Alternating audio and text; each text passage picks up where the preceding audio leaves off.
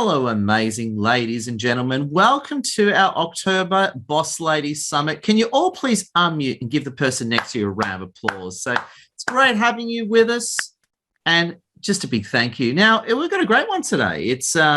We have got the people that are in all early, and I absolutely love it. And I just want to say a big thank you. My name's Edward. Honoured to be working with wonderful Lassie to host the Boss Ladies Summit. And just let you know a few things. This is being recorded, and our recordings get watched hundreds and thousands of times. So if you are live on the line, thank you. And if you are watching the recording, which you probably are, a big thank you for that one. Make sure you connect with all these wonderful ladies on LinkedIn. And also, to just let you know how the wonderful event works. Please use the Zoom chat as much as you want. Use it to network, use it to say hello, use it to contribute. And what we're going to do is we're going to dive right in. Now, one thing is, as you know, I like a bit of controversy. So what I did was I'm just going to share screen for the moment. Just before we started this event, I did a quick poll on LinkedIn, and the results are fascinating. Is sexism against women getting worse? And you know what? We've got 30 votes in already.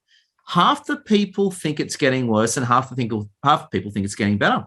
I actually think it's getting worse. That's a viewpoint that I had. So I just want to show you a bunch of hot stats just literally running in real time. So it's interesting, the interesting world of women's empowerment and more. I just thought I'd share that with you as part of the wonderful discussion. So I want to say a big welcome.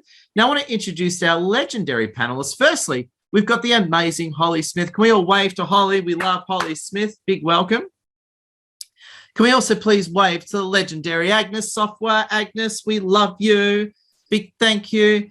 And of course, we've got wonderful Anya. We love you, Anya Ludmilna. And of course, the legendary Dr. Liz. We love Dr. Liz. So just big welcome to all you winners. Thank you for getting up early. We're doing this nice and early Sunday morning so we can fit in with a lot of different time zones. So just to kick things off, the topic that we're discussing today, tonight, wherever you are, is actually boundary issues. And of course, boundary issues in relation to women especially. And as a champion of women's empowerment myself, I'm right into this. So what I want to do is, without further ado, I want to go straight for it. And I am interested in opening with absolute strength this time. And I think Holly Smith, I can see Holly there. And I don't know, Holly is on my radar today because she's strong, powerful, and amazing. Holly Smith, how you doing, my friend? What's news? I am so good, Ed. What's been happening? I've moved to the Gold Coast. I've just, launching a few new things happening. So keep updated with me on LinkedIn, and gone on the beach today. So everything's happening. And just for our friends around the world, just so that I'm sure everyone around the world knows what the Gold Coast is, but the Gold Coast, how do you explain it to people across the world? It is a paradise. How would you sum it up to someone who may not know what it is? Ooh, Dr. Liz probably knows this more than me. It's the city of entertainment. I don't know. Yeah. It's very much a city on the beach, but you've also got the beautiful hinterland as well. So what I love about the Gold Coast is that there's such a big variety. You've got the theme parks, you've got the beautiful beach, but then you've got the more chill vibe down at Burleigh, and then you've got the hinterlands. Like, there's just so much to do, and there's so many different areas. So yeah. Oh, I'm with you. Now, just to kick things off, let's just drive straight into the issues, Holly. And what I love about you is you're like me. If there's a problem, you're just going to charge right on in. Question number one. Well, Holly, let's open up with you. What does a strong boundary mean to you? I think a strong boundary, I was having a little think about this, and I've been this week really thinking and talking about sticking to your values. And to me, boundaries actually means values, like sticking to your values that you've had set for yourself to portray yourself as. Because without the values, for example, your integrity or whatever your values actually are in the workplace, the way you provide a product or sell a product, the way you show up every single day, if you do not stick to your values and have those boundaries to define the line between people who may not know your boundaries, I think it's really hard to, create a boundary. So I guess that's kind of like what boundaries kind of mean to me, is sticking to your values. Got it. So you're saying values, in a way, is it fair to say what you'd say yes to and what you'd say no to? Is that a fair way of putting it? Yeah. Oh, yeah, that's probably a heaps better way to say it. Yeah. Oh, no, not at all. Saying no. And yeah, I think it's a great way to set boundaries. And I think boundaries to me means setting your values and actually sticking to them. Oh, well said. Can we give Holly a round of applause? Holly, just absolutely amazing. Thanks. Holly, love your work. And by the way, keep the discussion going, and great having you with us. And I want to bounce over to wonderful Anya today. You can see Anya. She's on the top left of my PC, which is wonderful. Anya, how have you been, my friend? What's news? Thank you, Ed. I've been doing really well, and I guess I'm enjoying the daily journey, daily grind, however you call it. It's things are going well. I'm moving ahead, and yes, just embracing what I do daily, and grateful for what I do and people that I meet. Now, just so we know, for the sake of the wonderful audience, you live in Brisbane, so I guess you're about an hour and a bit drive away from Holly. Is that right? The distance between Brisbane, about an hour. Technically, yes, that's right. Very close. There you go. You're in beautiful Brisbane. For those that don't know around the world, can you tell us what Brisbane would be like to someone who's never ever been to Brisbane before? Brisbane is a city. I think it's 1.5 million people live there. Please correct me if I'm wrong. Holly's surprised. I don't know. So it's a nice place. It's a city, yet it has that friendly atmosphere. People are very accepting. They're very welcoming. The weather, 90% is fabulous. Blue skies almost daily. We have the privilege and honor to enjoy. So it's very welcoming atmosphere, and please come and visit Brisbane and Gold Coast. There we go. So modern day utopia. And Anya, thank you for that. I want to hit you with the first question. What does a strong boundary mean to you? Thank you, Ed. Well, strong boundary means to me that I give myself permission to draw a line, either to communicate, express my feelings, express my thoughts, or distance myself when my personal space, my rights, or as Holly said, values have been infringed or breached in my perception. And the other person may or may not be aware of it, because it's ultimately also comes down to me being aware who I am, what I want, what I'm willing to accept, what I'm not willing to accept, and what actually resources I have, and being aware when something drains my resources and my resources are depleted. So it's about giving myself permission to draw a line ultimately. I love it. And I notice how you said the word perception. So in other words, if you think it's from our own viewpoint, isn't it? If you or I think that our values have been infringed, then that's just the way it is. Yes, that's right. It's for you. What's right for you, it is right. It is right for you. And if something upsets you or caused a strong emotional response, I think it's important to give yourself opportunity to communicate to the other person, because otherwise we can set a precedent for a repeated behavior. So the other person will think it's, oh, that kind of worked, I can do it again. And the more we allow other people, I guess, to do that, sometimes it could be space for creating space. We don't want to create it, yet unwittingly we create space for manipulation. Gotcha. And I suppose you're right. If you get someone that just can't help themselves, they push that little bit, they secure that, they keep pushing. Where do they stop, Anya? Well, I guess that they stop when we say that's enough. Oh, that's a spirit. I love it. No means no. Can we give Anya a round of applause? Great answer. Thank you, Ed. And I saw Agnes sitting there nodding in agreement. She was just nodding away. And I knew Agnes was soaking that all in. Agnes, so good having you with us. How have you been? What's been happening in your world? Oh, I've been very well. Thank you. Locked up in Melbourne for almost a year. But on top of that, I'm locked up in my house because my son works during this time. He's an essential worker. He works in Woolworths or something. And he got exposed, his workmate. So we are automatically in 14 days quarantine, all of us, the whole family. Everyone is fine. We got tested. We are going to get tested again on day 13. But apart from that, loving life online, because, being in lockdown for almost a year, I think it's just become the new norm. I actually even feel anxious, like what's going to happen after. I've been so used to having this life. Yeah. So It's funny you say that because I'm in Sydney right now and we get released from prison tomorrow, right? Well, for now we get out of prison, so on parole, that is. We're on parole. But I gotta say, you're from Melbourne. I mean, I'm from Melbourne originally, and what is it? It's had the longest lockdown in the world. Is that correct, Agnes? Yes, we just overtook Brazil, I believe. It's over, I think now over 250 something days in lockdown. So in the world, we've been locked up this much. So it's crazy. It's just crazy. And I just feel for those people, especially the elderly who live by themselves, it's not good for one's mental health. So. Wow. And look, I just want to say, absolute love to you guys. Totally understand. Believe me, as a Sydney sider, I totally want to know what lockdown feels like.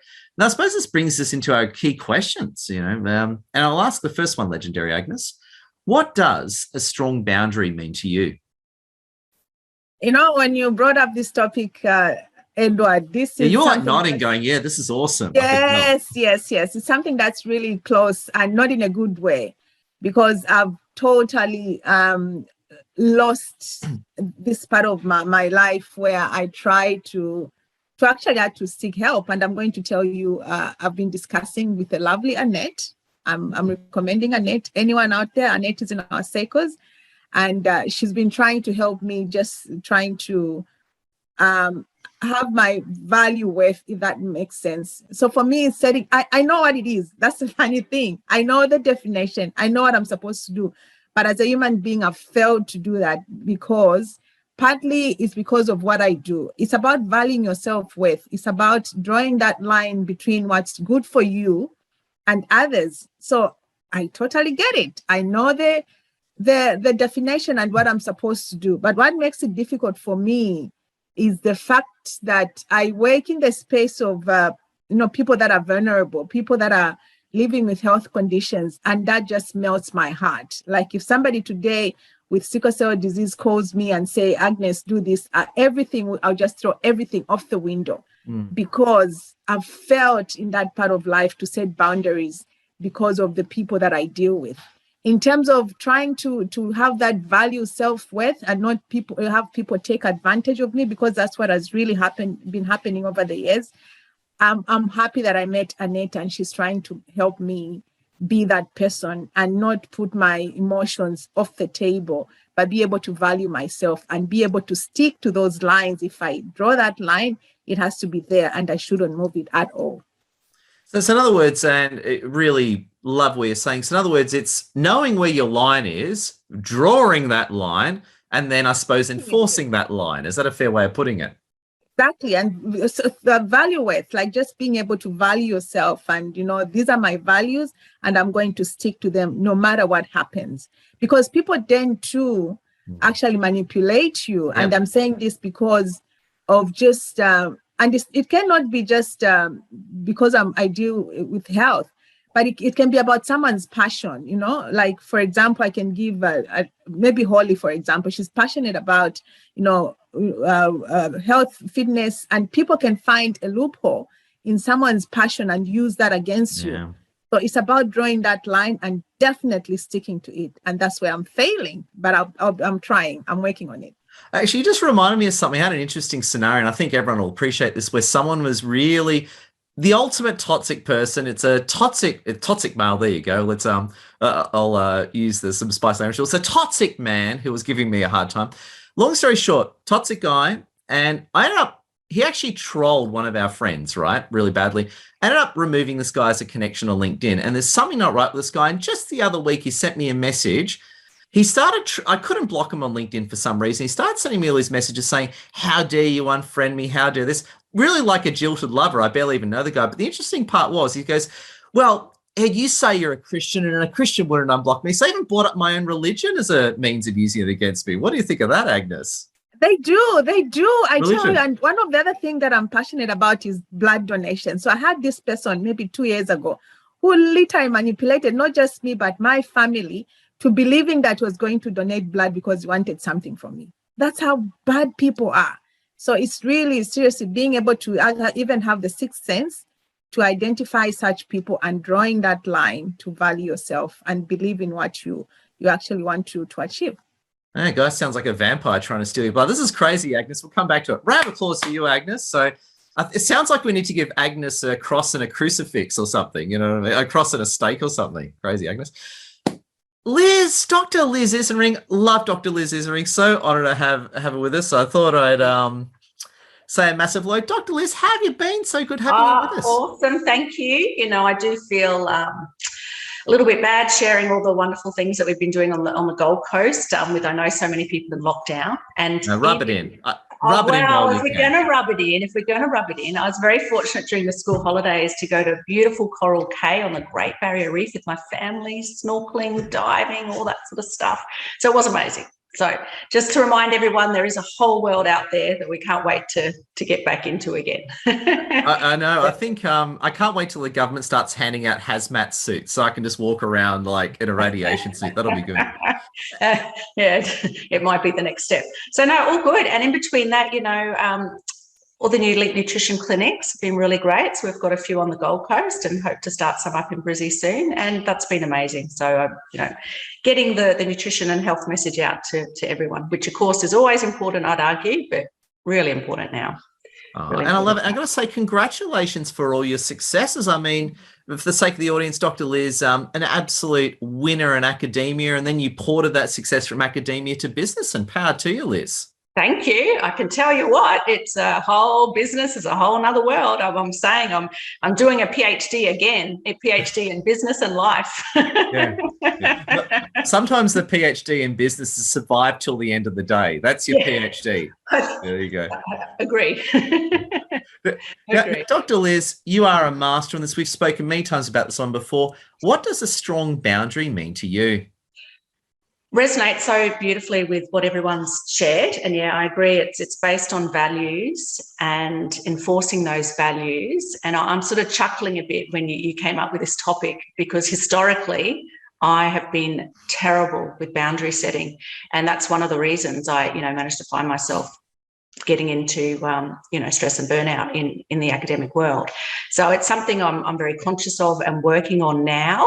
But for me, it is, I really need to work at it. I can identify a lot with Agnes. I'm, you know, wanting to help. And in all my leadership qualities, one of my top traits is empathy. So I feel for people, and I really, you know, want to help. And so that actually can get me into trouble, because I overcommit, and it doesn't take much for me to put my hand up to do things, and then once again, you know, do too much. So I would say that I'm working on this daily, and a key thing for me was working out my values and working out the boundaries ahead of time, because then of course I find it hard in the moment when someone, you know, will ask me to do something. I'm better now, but you know, as soon as someone says something like, you know, oh, but we need you, or there's no one else, or whatever, then I'm like, yeah, of course you need me.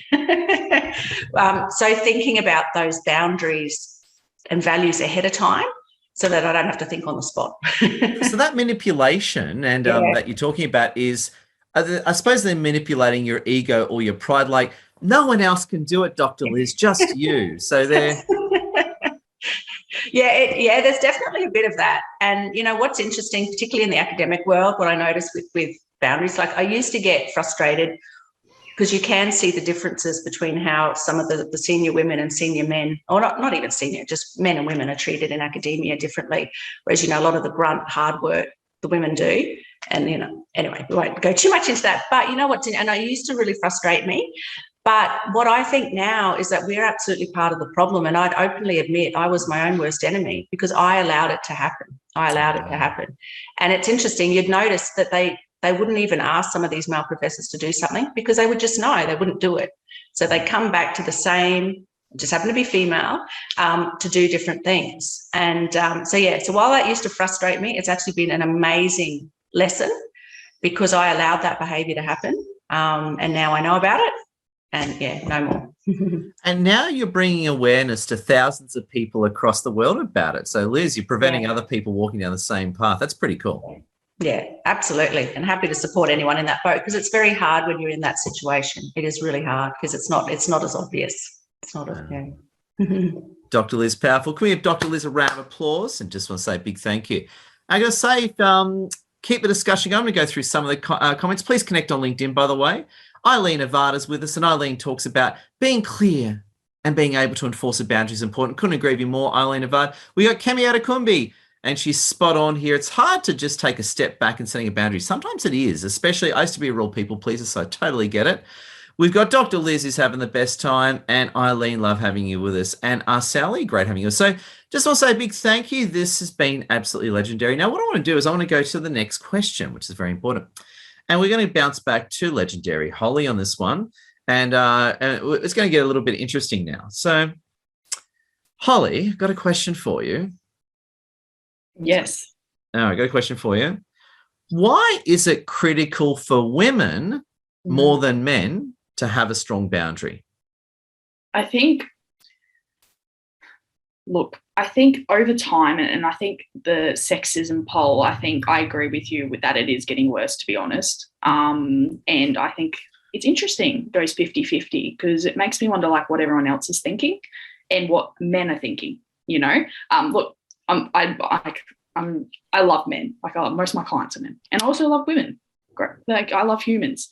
But I think setting boundaries for women is so important because in the past, I think it all goes back to like the generational past where it was always like, you know, the man did everything, you know, the man went to work, the man did that, the man had control, you know, and the woman was like the side chick. Yeah, got it. You know what I mean? Should be at home doing the washing, doing the ironing, and I that think sort of thing. Men having control over, you know, the past generations. We've stepped into the 21st century now, having a lot more alpha females, right? Running businesses, CEOs, companies, and actually having more control over men, right? And I know this for a fact because my auntie used to work in a really high corporate space, right? And she would tell me, she's like, Holly, don't you ever work in a corporate space. It's horrible. Mm-hmm. Like men are just like, it's just horrible. Like the controlling, and Dr. Liz would totally understand what I'm talking about because it's just like, it's narcissistic. Anyway, but everyone's completely different. I'm not like judging men because some men are awesome, but women have to set boundaries, especially in a work environment, number one, because sometimes it's really hard to set a boundary because I was going to say this before because people dig really deep once they know a value of yours, just like the Christianity thing or, you know, the blood thing. And they'll go, you know, they'll dig deep and they'll try and get you because they know that's a value of yours. So I guess you've got to like take a step back and go, all right, well, how can I set this boundary? And go, no, what do you do? Like just walk away? Like this. So I guess setting an action plan when that does happen. But I think so now I'm going off topic.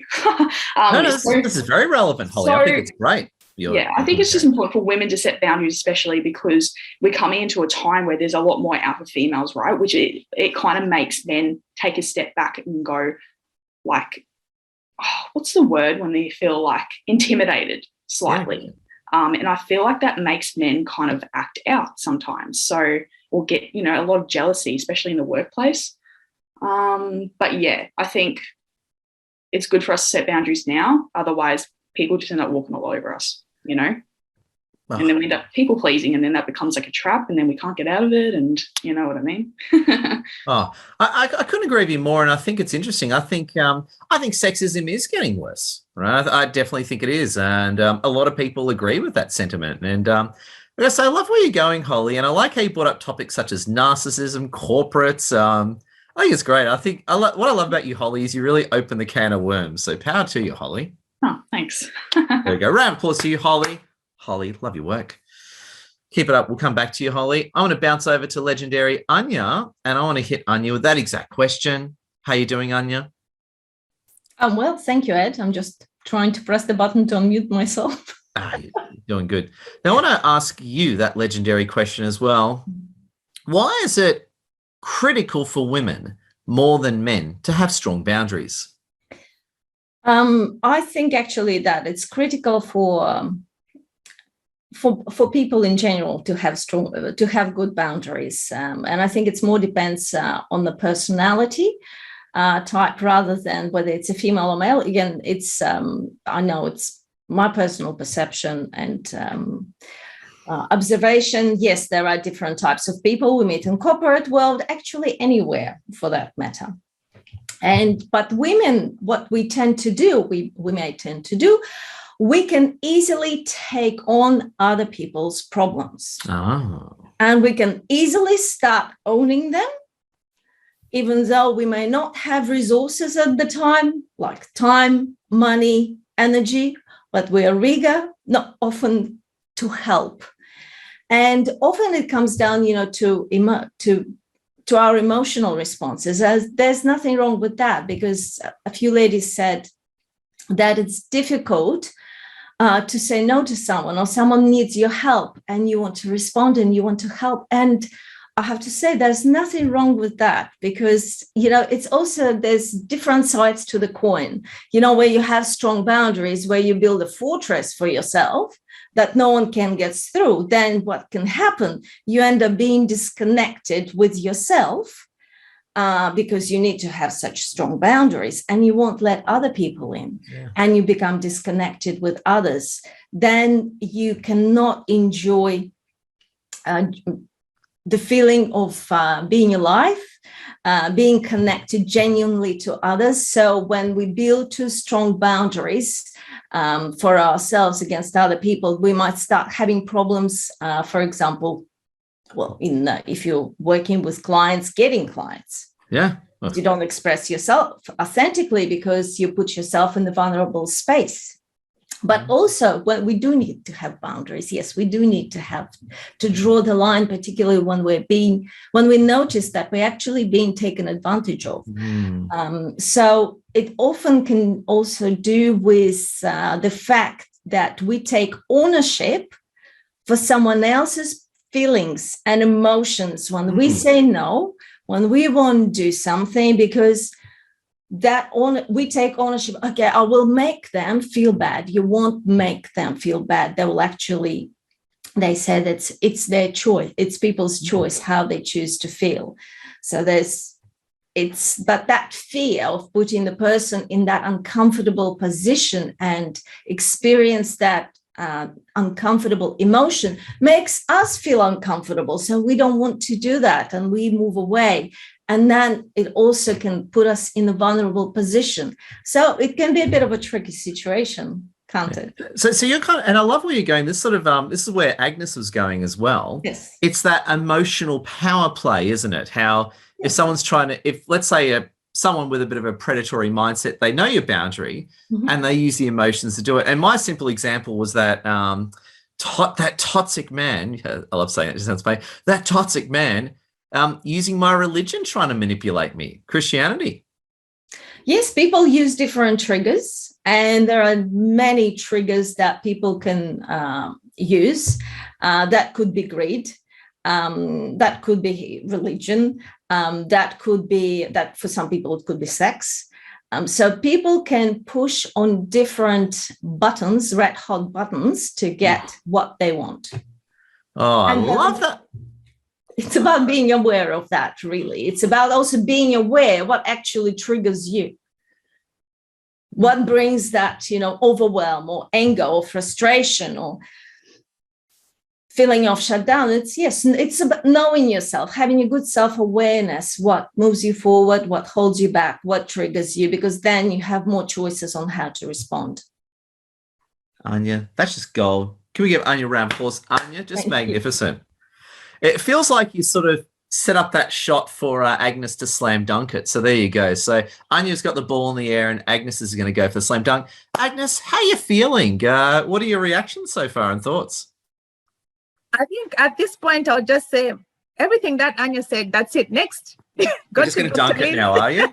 We should just slam dunk it. Right? Yeah. I totally agree with Anya. And I think we've had this discussion before that for us women, it's just the way, again, science and, I'm a strong Christian, God made us. And I think if you Eddie, you are a Christian, there's something about the womb and how we women sort of react to having this empathy for others, where we want to put others first before ourselves. Even in our families, we tend to see that as women, we always tend to leave ourselves last.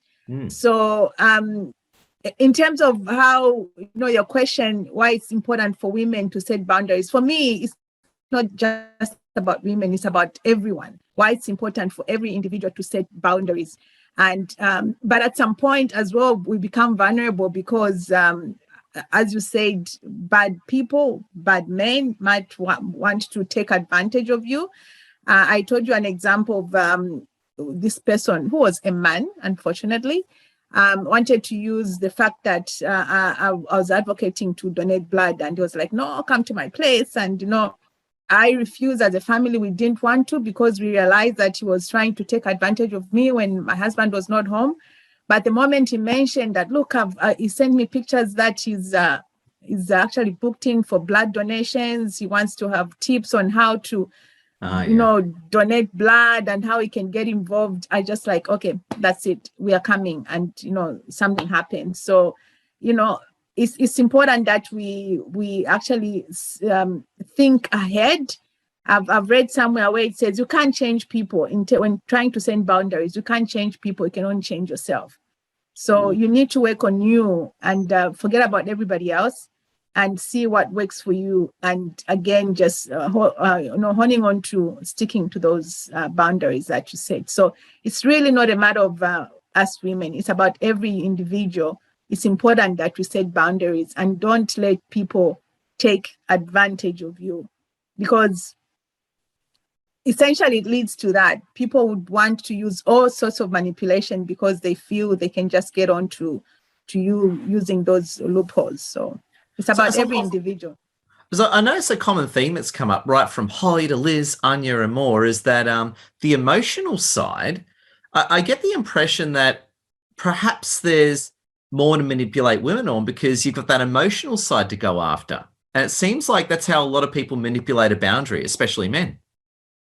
Yeah. But I think it's also about the passion. It's people that manipulate others, they do study you. They study you to see what can I use to make this person fall, So it's about your passion. It's about your values, and they just work on something that can easily trigger you. And so this is what I'm saying. It's about changing you and being able to stick to your self-worth. Oh, Agnes, well said. I got to say, power to you, Agnes. There you go. Agnes, love it. Love where this is all going. And speaking about winning and where it's going, it's time for Dr. Liz. Dr. Liz, so honoured to have you with us. What are your thoughts and reactions, my friend? Oh, loving the discussion. It's definitely opening out many, many things. I can identify and resonate with a lot, but I think it's really important that we talk about it, and particularly in this way, with sharing examples. I think it's really helpful. I don't know that we talk about it as much as we should, and perhaps when we do, we talk about the safer things like the values and enforcing boundaries. But I don't think perhaps we talk about the grey and the emotion and manipulation and some of those examples. So no, I really value that. It's good to share, and hopefully a lot of other amazing women can learn from our experiences and mistakes and wins and everything else as well. And on that note, Dr. Liz, why is it more important for women than men to set strong boundaries? Why is it so much more important for women? Yeah, so I agree with Anya that I definitely, there is a personality type. I've got no doubt about that. In my experience, I do see the challenges more with women, though. So I will go on with that bit. And I think it is, as Agnes said, it's that tapping into our empathy and wanting to help, used to nurturing everyone. And the bit that I wanted to share is I think it is very much that we teach people how to teach us, how we teach people, how to treat us. And so, we can't get too angry and frustrated if we've allowed that behaviour to happen in the past. So it's about being very clear and actually even just sharing sometimes, like, that's not acceptable to me, or, I don't know if you realise, but that's actually stepping over my boundaries, or just having a nice answer. So I'm one of those people that used to really struggle with saying no. So coming up ahead of time with some really good no type answers And for me, it actually worked really well. And it might be that I need some time to think about it. I'm fully committed and, so I don't have to do it in a rude way, but being very clear on those things. And what I noticed is that as soon as you start doing that, then people back off. And because I used to get frustrated, and I use this example again because in academia, and I imagine in corporate, it happens all the time. There's certain people that people would just know, I'm not even going to bother asking them because they won't do it. So then they go back, and it's the same people that end up doing all that extra work and extra whatever else. And then even though everyone knows it's not right, but they need the work to be done. And so as soon as I sort of started, backing off and being clear, then it's fine. They find some other poor sucker to do it. but I still see it with certain personalities that's how they get their value and whatever else. And so when they're very, they want to take care of people and they want to be helpful. And so I still see it in a lot of colleagues in all different universities and healthcare settings. There's some people that are literally on the verge of burnout, if not fully in burnout, because we know they are the go-to people. If something needs to get done, if things are, falling through the cracks, if things need to be repaired, there's certain people, and like I say, they tend to be senior males that you wouldn't even think about going to because that they're not going to do it, or they'll palm it off to someone else. But they're those other usual women that will get it done. And I guess I'm now at the stage. When I was living in it, I just thought it was unfair. But I'm now at the stage where it's like, I'm not going to be a part of that. I'm going to be very clear with my boundaries. And I hope to instill that in my daughter and my children and in other, because we do. So I think that's my key thing I want to share is I used to be really frustrated with the organisation and think it was their fault. But now I realise I taught and I showed people what was actually acceptable to me at the time. So as soon as you're clear on that and show that, well, it's actually not acceptable anymore, then it's fascinating how quickly people back off. So I love it. So the power of no, huh, Dr. Liz? It is. And if you're like me, yeah, cool, Agnes. Yeah, I agree. It is for some people. It's really hard. And some people are brilliant at it. And powerhouse women just say no, or no, it's not for me, and that's it, and walk off. I don't know. I'm not quite at that Jedi level yet. I still need nicer ways that I can say no, but without hurting people's feelings. We'll turn you into female Gordon Ramsay as soon as we can. Yeah, that's right. Yeah, no means no. I respect my rights. There you go. We'll get you there, Dr. Liz. No, you're doing great, Dr. Liz. Round of applause to Dr. Liz. There we go. And we just want to bounce over the wonderful Holly. And I just thought I'd do a quick mention. I know this is slightly off topic, but very relevant to Holly. Holly, you're killing it on LinkedIn. Like you're getting I don't know if you've seen Holly's posts lately, but it's like when Holly does a post, it instantly goes to 400 likes on LinkedIn. Congratulations on your LinkedIn success, Holly. Thank you so much. Yeah, it's, to be honest, it's like I feel like it's been a shift of just mindset and energy and all that kind of thing. So, once you start, I think, living and knowing your true purpose of where you're going and you have a vision and you have, I guess, clarity that you're doing not just posting for the sake of posting and getting content, but you're really posting every single post for a purpose. Yeah. I think that's kind of what's changed. Little tip for you guys.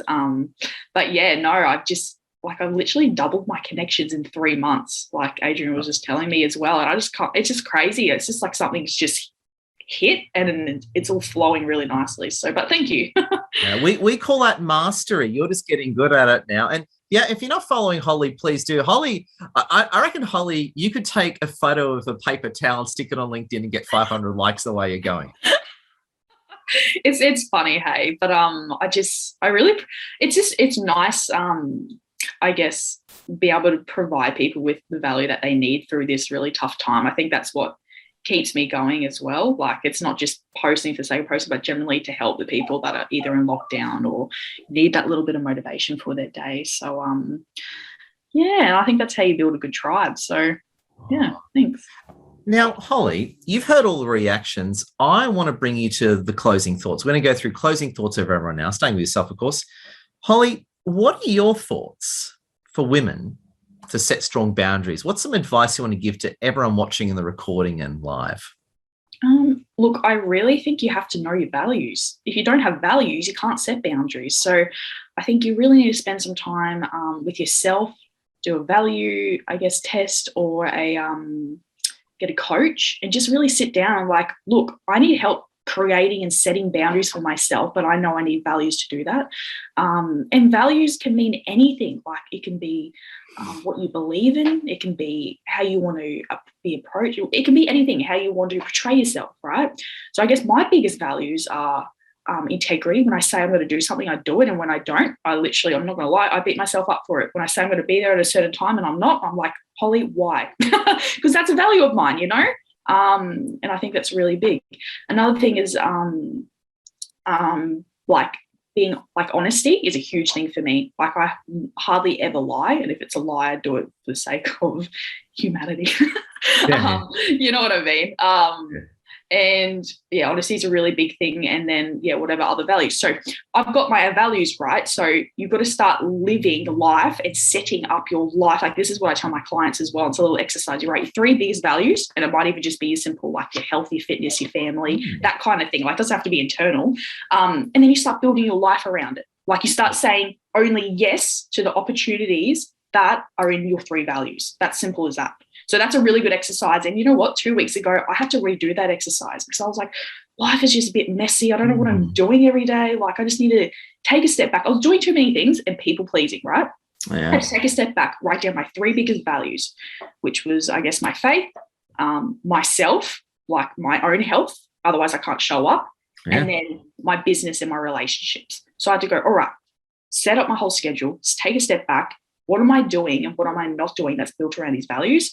That's a really great exercise because it allows you just to evaluate how many things you are doing in your day or week that are not in line with your values. Therefore, you can't actually set a boundary and say yes and no. So, yeah, that's my So in other words, one thing that's really came out, and this is one thing that I'm sure everyone saw, is that I guess what you're saying, Holly, is that you're setting the values. You're not letting other people set your values. You're saying, what matters to me? What are my values in going for it? So in other words, you're running the show. Other people aren't running the show on you. Yeah, well, that's right. So boundaries, I believe, we set our, like a company can set boundaries. Your friend can set a boundary. Your family can set a family boundaries. But I think you have to have your own boundaries, and you're the only one who can set that to actually define the line between, I guess, whatever you're currently doing. So, and on that note, and I know a lot of women will be watching this, and men too, for that matter. A lot of women and men will be watching this, thinking this. For those that have trouble saying no, what do you say to them?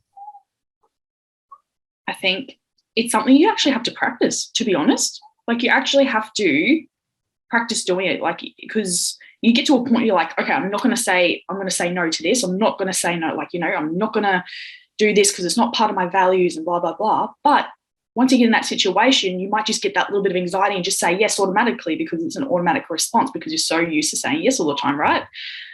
So I think it's something you need to practice, and to be able to practice that, you have to be really mindful of how you're feeling in the situations, if it's part of your values.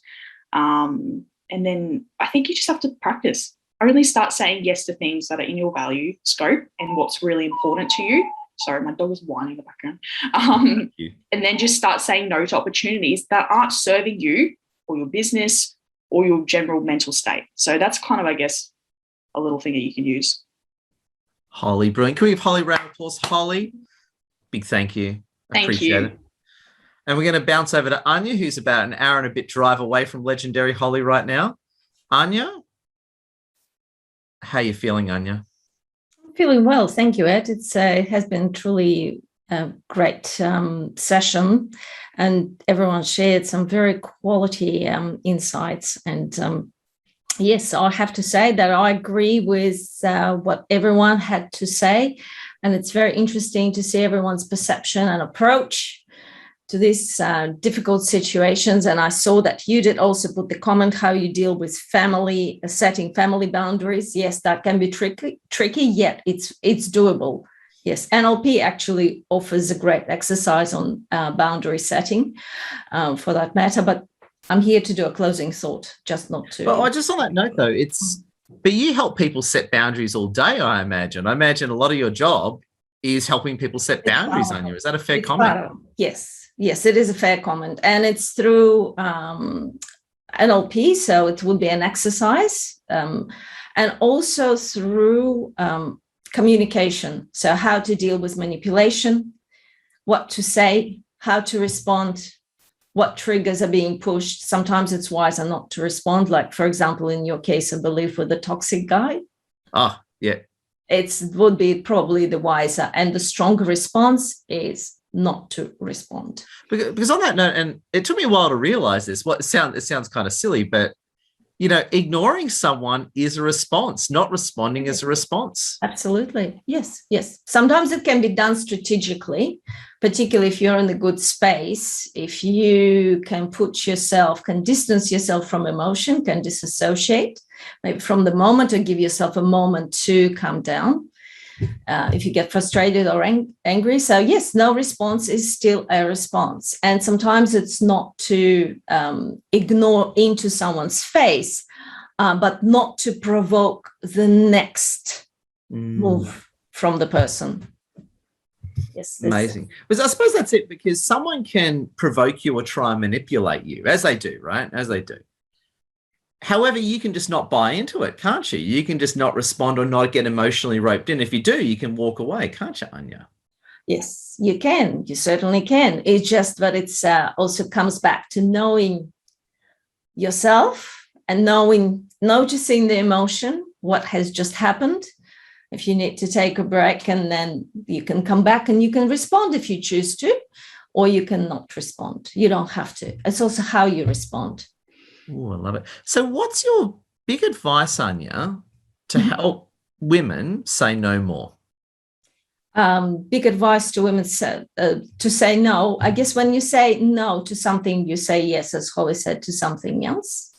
So the more no's means more opportunities, actually. So that you don't close the doors, but you give yourself space, time to do something that's congruent with you and hopefully other people as well, or the greater good, so to speak. But it's, yes, the no means actually next opportunity, someone told me. I thought, oh, that's really good. But yes. And so no doesn't mean no. No means next opportunity. There we go. Next opportunity. Yes, that's right. You can even tell the person as well. Yeah, I'm saying no to you, but I'm saying yes to life. That sounds good, actually. Yes. And for the other person, it might mean, well, next opportunity as well. It's for both of you. It's a win-win, really. I want to ask you that question that I put to legendary Holly. You answered it so well. What do you say to women listening who have trouble saying no? What do you say to exactly those women out there? They just can't say no. What's your advice to them? Okay, get to know yourself first. Get to know yourself first. If you can't say no in the beginning, don't beat yourself up. Maybe practice it on something, small or little, that's easier for you. Of course, there's no point in saying no to everything just for the sake of it, but something that you know drains your energy, takes away your time, takes away your money, and doesn't give any fulfillment back. There's no sense of contribution or anything. You just pretty much get exhausted and down and out. And also what I would say that sometimes what we deny ourselves, we readily give to others. And when we don't get it, we can get disappointed, we can get frustrated. And what we need to do is to give ourselves what we expect to receive from other people. So sometimes it could be time, space to make decisions, could be compassion, care, self-leadership, and flexibility. So what we readily give away, we need to give ourselves first. Oh my God. Well said. Anya, round of applause. Thank you. I absolutely appreciate it. Legendary Agnes. Now, Agnes, I've spoken a lot about the importance of no and talking about this off camera. Agnes, what are your thoughts and reactions and advice to all the wonderful ladies out there listening to us? Well, I think just everybody, whatever they've said here, for me, this has been a learning. I'm actually still learning. It's a learning process. So Me too. I'll be sitting back and listening to this to say all these ladies are talking to me right now. I think it's about, most importantly, it's because, and for me, I've experienced this a lot. And as I'm learning, it's about valuing me first. It's about my self-worth. That's the most important thing. I know I have all these values I cherish so much, but I'm just a soak in terms of trying to help others. So it's about maybe also trying to put myself first and valuing myself first. And one of the things that I always tell myself, how I identify that I've been manipulated or I've just thrown off all that I've said I'll be doing this, is how I feel afterwards. If somebody asks for a favor for me, and my immediate response is always yes. And I have actually gone back most times where, as I'm learning this process, to actually say no. And I've told myself it's a learning process. And I've gone back, people have asked for my logo because they want to use it on their, and my first response is yes, I send it. And then the moment I feel, there's that feeling that I feel that, this person is just doing this because they wanted this from me, I've gone back to say, no, I think I made a mistake, because I'm still learning. It's a very, very difficult thing for me, to be honest. And I'll actually need extra help to be able to be comfortable, to be where I want to be. I'm still not there yet at all. But this is for other women as well. If the most important thing that you'll be able to identify is the moment you feel what you do and you feel how you feel afterwards.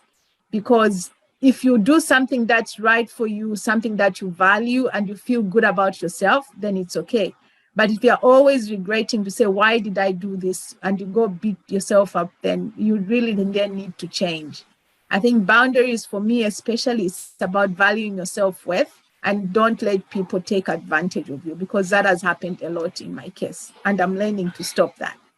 Oh, and you've done an incredible job. And on that note, why do you think a lot of women don't value themselves? Where does that come from? I guess it's, again, our nature, Edward, sorry. I think it's just our nature. Eddie's good. I used to get called Eddie when I worked for the government doing drug enforcement. So when I get called Eddie, it goes back to my glory days of walking around with the Beretta. So continue. It's good. I've called you Eddie a lot because I know somebody who's Edward and you prefer Eddie. Yeah. So I used to be called Eddie on the streets of Melbourne when I did drug enforcement. And there you go. So it brings back my old AFP days. So continue. I like it. There you go. No, I think, again, it's just our nature. As I've said, it's very difficult to say no, because that's just the way we are as women. We are always pleasing others. We are always wanting to help. I tell you that I have to, in the past, not so much this year, before I actually decided to put my foot down, I would, sort of negotiate my plan for the day to accommodate somebody. That's how bad it was. I would ask for somebody to look after my daughter or to help me look after my daughter because I want to help somebody, because they've asked for help for me. I would drive miles and miles to go and help somebody. That was just, then I said, no, this is not good for me. It's not good for my health. So this is when I recognize, and I'm still learning, that I need to work on me to set those boundaries and stick to them. And most importantly, don't allow people to take advantage of me. And because for me, as I've said, what has made it worse is because of the field that I'm in, where people just feel, she says she is helping people that are living with sickle cell disease. And to make it worse, I don't live with the condition. I'm a caregiver. So people sort of want to try you to say, why is she doing this? She's not living with sickle cell, and let's try her and to see whether she's going to. And I've recognized that. So the moment I've recognized it, and I'm not shy to say no, even to somebody who's as vulnerable, no matter how many pictures they send me, how bad the situation they are in Africa or wherever, I've put my foot down. One of the things that I've told myself, I do not give financial help at all, because people started manipulating me, and I realized a lot of them are scammers. Let's be honest. I get scamming stuff daily on LinkedIn. So a lot of them are scammers. And sometimes it's not even scamming, Edward. It's just, people want to be so nice to you, to get to you.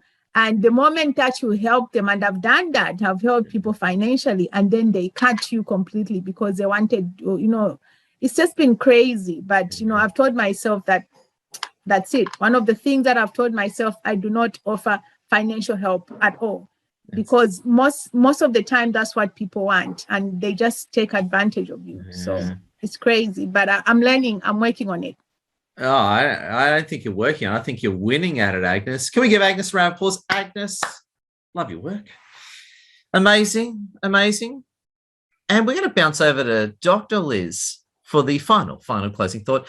Dr. Liz, what are your thoughts and feelings of this legendary summit? No, I think it's been a very valuable discussion, and I think everyone should take out a bit of time to reflect, and as Holly nicely demonstrated, do it regularly, because your values, or at least what is the highest priority at this moment in your life, can change. And so I think we should be doing that regularly and having some thought behind it, so that when we are in some of these situations, we're not taken by surprise, because we've already considered it. We already know where our boundaries are. We already know how we want to respond one way or the other. And I love that point about saying no is saying yes to something else that is more in line with our values and our priorities. So I think it's fabulous. I've taken away some little tips, and I think the next step for me is to reflect and work out how I can demonstrate it better in life. But I think it's awesome. And you know what? The more that we are all doing this collectively, the more we win together, and the less I think, people are, like I say, I've seen it, that people will pick on the ones they know that will always say yes. So the more we sort of do it collectively, the more power we have, because they're going to have to either do it themselves or find other people. It's funny you say that, because with the recordings of these, I mean, we get anything from 10, 20, 30 people live on these. But interesting with the recordings of these, I've had messages from women, a lot from the United States actually, saying to me, especially if for whatever reason, I'm getting a lot of message from legendary Black women from the United States. For whatever reason, this is resonating a lot with them, saying, Ed, this has changed my life. Ed, I watched the summit. Holly said this, Anya said this, Agnes said this. And it's funny. I agree with you. The more we talk about these issues is the more we actually create change in the world. Yeah, agree. Now, finally as well, Dr. Liz, what do you say to women out there who have trouble saying no? What do you say to them? Oh, I hear you. You're not alone. Many people have had that situation. I think the thing is, learn how to master it before life teaches you that you have to change it, because it'll get to a stage where it won't be a choice. You'll be so drained or burnt out or running around. So my advice is always to be proactive rather than reactive, and actually start doing it. And particularly, for some of the younger ones, learn how to do it now, so that it doesn't get to a stage in your point where there won't be a choice. You will have to learn at some stage to do it. So be proactive and get into it now, because it will definitely improve your life. And then it's exciting. You can spend your time, value and talents on stuff that's really valuable, important to you. So yeah, get to it. Well said. Love your work, Dr. Liz. And what I was going to say is, because there's a wonderful, small, intimate group today, we've got the opportunity to go to hot mic mode. So if you've been to some other events, hot mic mode is when, be it you're from the audience or a panelist, you can speak. Now we're going to spend a few minutes in hot mic mode. If you want to say something, be it you've already spoken, you haven't, unmute now and go for it. Just remember it's being recorded and keep it positive, and first one in wins. So hot mic mode, everyone. I would love to say something. Please. Being a woman of color in finance in a new country, learning to say no was not a choice. It was thrust upon me, because a lot of times I felt I should not be treated like this, or I should not be having to do the work that was somebody else's work. So I think, like Dr. Liz said, the earlier you do it, the easier it becomes. And I think I've survived in the male industry for more than 20 years now, because I always said to everybody who got to know me that I want to be treated with more respect. I'm not just going to be accepted to be treated as a woman in a male-dominated industry. So I think it just came instinctively. It was not something that I really think that I had thought through. So it was probably just a survival thing. And now probably I've refined my no to what Dr. Liz would say is I'm fully committed, not even taking on some clients that I felt were not going to be complementary to my values. So earlier I would say yes, and then like Agnes would go back and say, no, I think I can't. So I think it's really, really, for me, I wanted to share that following my instinct has actually helped me do the right thing. Oh, well said, Madhu, and love your work. It was great chatting to you on the phone the other day. There you go. Same here. Pleasure. And love your work, Madhu. Hot mic mode. If you want to speak, go for it. Just be respectful, and first one in wins. And we'll finish up soon. Please go for it, everyone. First one in wins. Yes, Ed.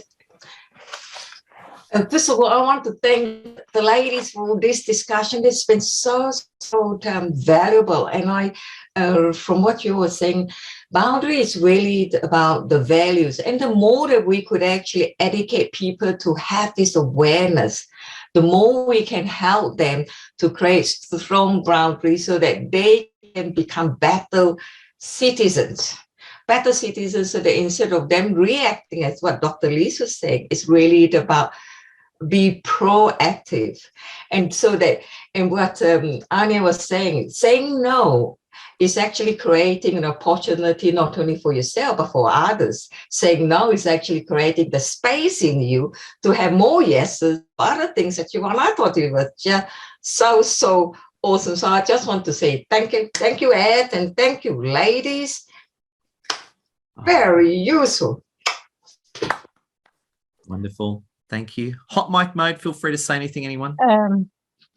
I just want to thank the ladies for such a nice topic. Thanks for the question. I guess for me, I did have problems setting boundaries. Everybody be like asking me, "Are you interested in this? Are you interested in that?" So yeah, it's a good way of like just thinking about me and not thinking about other people. Yeah. Thanks, Edward. And ladies. Yeah. Love it. Hi. It's Ritu here. Hello. I actually find it quite interesting because I have quite strong values and boundaries, but then I found that when when you value the relationships, how do you can't break, your relationships with everyone and distance yourself from everyone because everyone, no one is going to work perfectly around, with you. So, I found that, in my friendships and all, when I set boundaries, like my sister and my mom, they would say, oh, it's okay. You're thinking too much. So yeah, it's an interesting topic. A little bit hard, I think, to deal with sometimes. Well, I agree. I think, saying no can be difficult if you're not used to it, Udit. Yeah, I'm sorry. Actually, I don't know why my son's name. My name is Ritu, but Ritu. I got no idea why it's my son's name that comes on the Zoom.